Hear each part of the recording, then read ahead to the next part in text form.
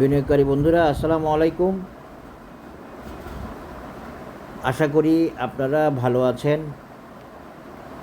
আমি এখন আপনাদের সাথে সন্ধানী লাইফের একটা অ্যানালিসিস দিব। সন্ধানী লাইফ অনেক দিন পাবলিককে কষ্ট দিছে এবং অনেক স্লো ছিল। তবে আমি একটা কথা বলছিলাম, আপনারা কেউ শুনছেন কিনা জানেন কিনা, মনে আছে কিনা জানি না। সেটা হলো, আমি বলছিলাম সন্ধানী লাইফ জেনারেল ইন্স্যুরেন্সের সাথে মুভ করবে। কারণ আমি সন্ধানী লাইফ আগে 51 টাকায় সেল করে আসছিলাম। এক সময় অনেক বড় পরিমাণে ছিল, প্রায় লাখখানিক শেয়ার ছিল। তো সেটা কিন্তু জেনারেল ইন্স্যুরেন্সের সাথেই মুভ করছিল তখন। তারই পরিপ্রেক্ষিতে আমি বলছিলাম সন্ধানী লাইফ জেনারেল ইন্স্যুরেন্সের সাথে মুভ করবে।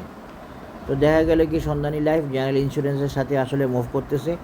সে কিন্তু লাইফের সাথে বেসিক্যালি নাই। লাইফটা এখন মুভ করতে পারতেছে না, লাইফের অ্যানালিসিস ওকে নাই। আপনারা দেখতেছেন লাইফ একটু সময় লাগবে বলছিলাম, সেই সময়টা নিচ্ছে। তো সেই হিসাবে সন্ধানীর অ্যানালিসিসটা দিচ্ছি অনেক দিন পরে দেওয়ার চেষ্টা করতেছি। এবং সন্ধানী লাইফ এখন fully bullish, by signal, up trend সবই ইচিমুকু বলে দিচ্ছে। তবে তাকে স্ট্রাগল করতে হচ্ছে সন্ধানী লাইফকে আরও একটু স্ট্রাগল করতে হইতে পারে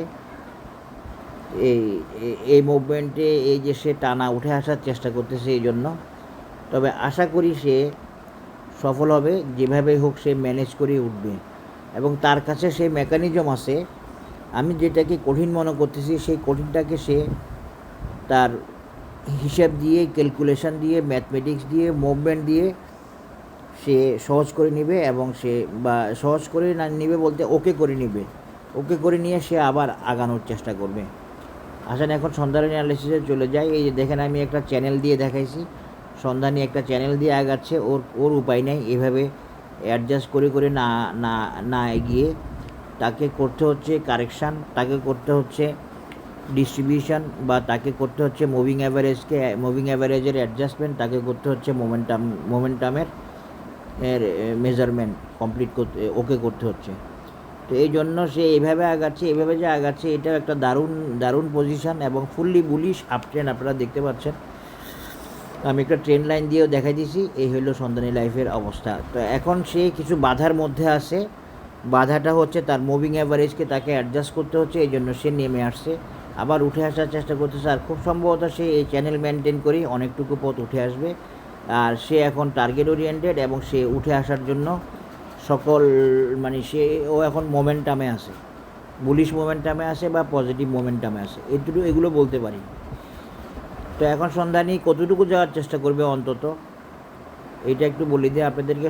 সন্ধানী আমার কাছে তো মনে হচ্ছে সে অন্তত 36 এই টার্গেটটা মিট করার চেষ্টা করবে।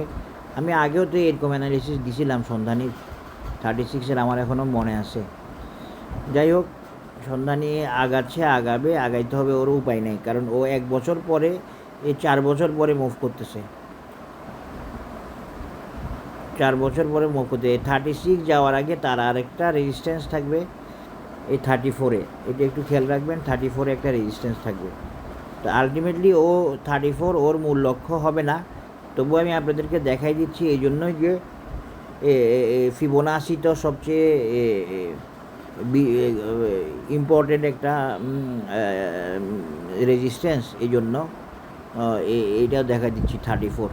এরপরে 36, এতটুকু পর্যন্ত যাওয়ার সে এই মুভমেন্টের চেষ্টা করবে এবং করতেছে। আপনারা দেখতে পাচ্ছেন একটা খারাপ আপ ট্রেন্ড নিয়ে উঠতেছে। এবং এই আপ ট্রেন্ডটা, আচ্ছা আপনারা কীভাবে দেখবেন? আপনাদের কাছে তো অ্যাপসই থাকে না, আপনারা তো শেয়ার, আমি অ্যানালিসিস দিই, খালি এটার অ্যানালিসিস চাই, ওইটার অ্যানালিসিস চাই। হ্যাঁ, কিন্তু একজনের আমি জিজ্ঞেস করি আপনি কোন অ্যাপস ইউজ করেন, সে আর কোনো উত্তর দেয় না। এই হলো অবস্থা আর কি, বুঝতে পারছেন? খুব সারাক্ষণ শুধু অ্যানালাইসিস চাই। যেমনি আমি জিজ্ঞেস করছি যে আপনি কোন অ্যাপস ইউজ করেন, সে দেখি যে কোনো আনসার নাই। এই হলো অবস্থা। এখন দেখেন, সন্ধানীকে যদি আমি এইটা উঠাই দিই, এইটা রাখি, এগুলো উঠাই দিই, হ্যাঁ, এই চ্যানেলটা উঠাই দিই, বা ট্রেন্ড লাইন যেটাই বলেন, কোনো অসুবিধা নাই। আমি যে এভাবে সন্ধানীকে একটু দেখানোর চেষ্টা করি, খেয়াল করবেন ভালোভাবে। এই যে দেখেন সন্ধানী,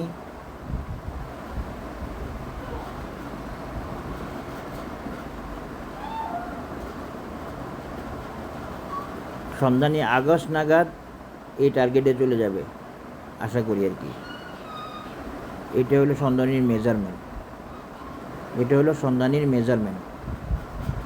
এখানে টাইমটাও আমি কভার করতে পারতেছি 20 আগস্ট নাগাদ হয়তো, বা আগস্টের শেষ নাগাদ সন্ধানী এই 36-এর টার্গেট বা 34-40-এর টার্গেট, 34-50-এর টার্গেটটা মিট করার চেষ্টা করবে। আপনারা কখনও আমার অ্যানালিসিসে আমি যদি বলিও, আপনারা সবসময় এটাকে ধরবেন যে সম্ভাবনা, করতে পারে। ব্যাপারটা হচ্ছে এরকম, কারণ আমি এইভাবে বলতে চাই না। এই টেকনিক্যাল অ্যানালিসিসে অনেক কিছু ঘটে। দেখেন ইন্স্যুরেন্সে হঠাৎ করে কী করলো, হঠাৎ করে ইন্স্যুরেন্সের এই মার্জিন বেনিফিট, মার্জিন সুবিধাটা চেঞ্জ করে দিল, তো ইন্স্যুরেন্সকে মাইর দিল। তো এরকম তো অনেক ধরনের প্রাইস সেন্সিটিভ ইনফরমেশান আসলে আপনার অ্যানালিসিসে চেঞ্জ আসতে পারে।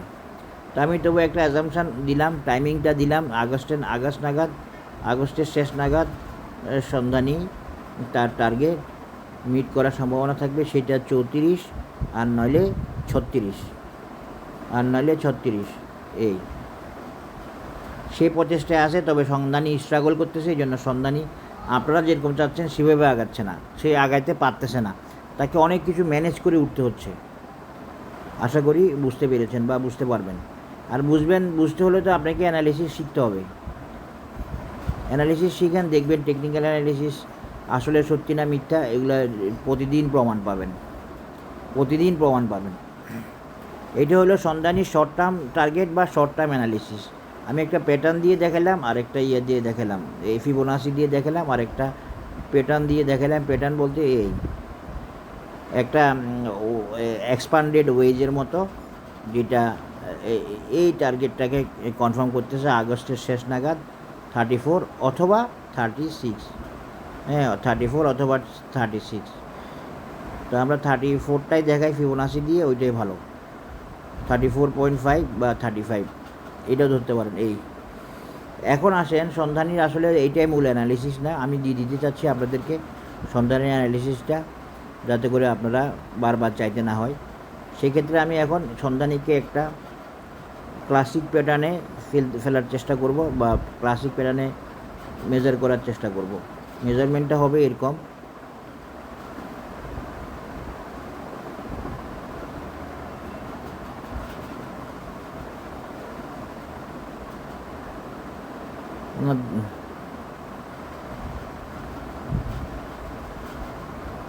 এই 36 এটা একটা মেজারমেন্ট সন্ধানীর।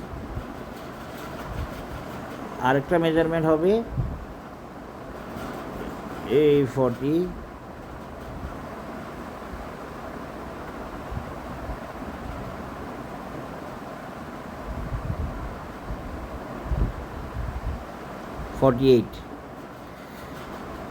আমি একটু অ্যানালিসিসের সুবিধার্থে আমি প্যাটার্ন চেঞ্জ করতেছি। হ্যাঁ দেখেন মিলছে 48 এগুলো আমি এখন উঠাই দিই, যেহেতু লং টার্ম দেখাচ্ছি এগুলো উঠাই দিই।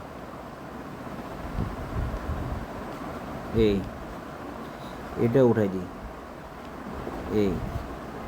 এটা হলো সন্ধানীর লং টার্ম অ্যানালিসিস। দেখেন এটা কতটুকু হয়েছে, এখানে 48 49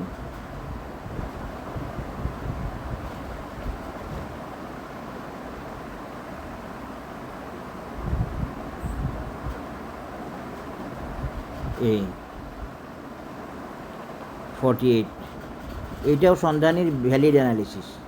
এটাও আপনারা মাথায় রাখবেন পরবর্তী রেজিস্ট্যান্স বা টার্গেটের জন্য।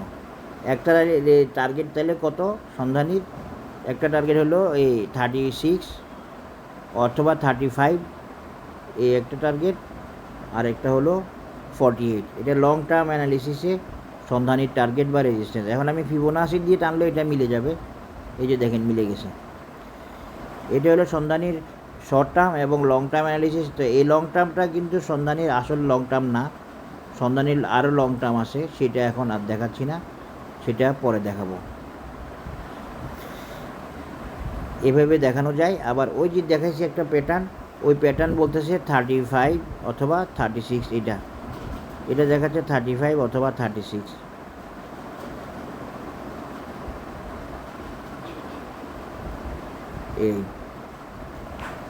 এই প্যাটার্নটা দেখাচ্ছে 35 অথবা 36। এটাই হলো সন্ধানীর অ্যানালিসিস। সন্ধানী এরপরও যাবে আপাতত 48টা, এই যে দেখেন এরপরে যাবে, যে তার প্রমাণ দেখেন, এরপরে অনেক কিছু আছে। যাই হোক, আপাতত এইখানেই যাক সন্ধানী, তারপরে অন্যান্য কথাবার্তা হবে। 48 লেভেল পর্যন্ত একটা রেজিস্ট্যান্স আছে বা টার্গেট আছে।